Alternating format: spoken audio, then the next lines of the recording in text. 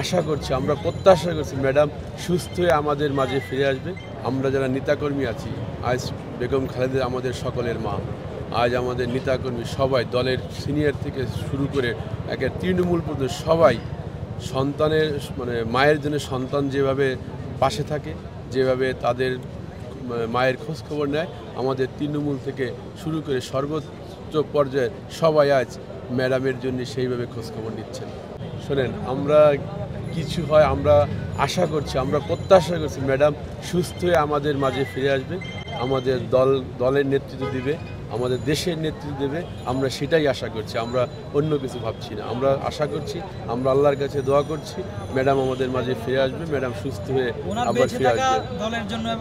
দেশের জন্য অবশ্যই ওনার এখন বেঁচে থাকা দেশের জন্য এবং দলের জন্য অপরিহার্য। কারণ উনি বেঁচে থাকলে এই দেশ সুন্দরভাবে চলবে, উনি বেঁচে থাকলে আমাদের দল সুন্দরভাবে চলবে। এই জন্য এই দেশের প্রয়োজনে ওনার বেঁচে থাকা দরকার। দেশবাসীর কাছে কি চাইবেন এখন বলুন? আমরা দেশবাসীর কাছে দোয়া প্রার্থনা করছি, আমরা দোয়া চাচ্ছি দেশবাসী সবাই যেন আমার ম্যাডামের জন্য দোয়া করে, যেন ম্যাডাম সুস্থ হয়ে আবার তিনি তার বাসায় ফিরে যান। গোপালগঞ্জ 2 আসন থেকে এসেছি, আমি গোপালগঞ্জ 2 আসনের মনোনীত এমপি প্রার্থী। আমরা এখানে আসছি আসলে আমাদের আবেগের তাড়নায়, আমাদের ভালোবাসা, ম্যাডামের প্রতি যে ভালোবাসা, তৃণমূল নেতাকর্মীদের এই ভালোবাসার তাড়নায় আমরা আজ এখানে এসেছি। আমরা আজ এখানে এসে হাসপাতালের সামনে আমরা দাঁড়িয়ে আছি। এখানে আজ আমাদের ভারপ্রাপ্ত চেয়ারম্যান, তিনি সবসময় আমাদের ম্যাডামের কিছুর ব্যাপারে খোঁজখবর নিচ্ছেন।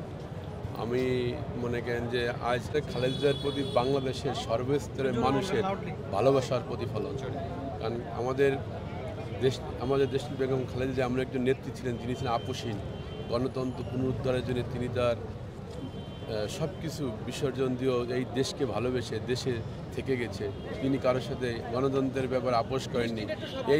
এই ভালোবাসার কারণে তার প্রতি দেশের সাধারণ মানুষের অগাধ ভালোবাসা, এটা প্রমাণ করে যে তার জন্য আজ এই ইভার কেয়ার হসপিটালে তাকে কেউ দেখতে পারছে না, তারপর তার জন্য সাধারণ মানুষজন ছুটে আসছে তাকে শুধু ভালোবেসে।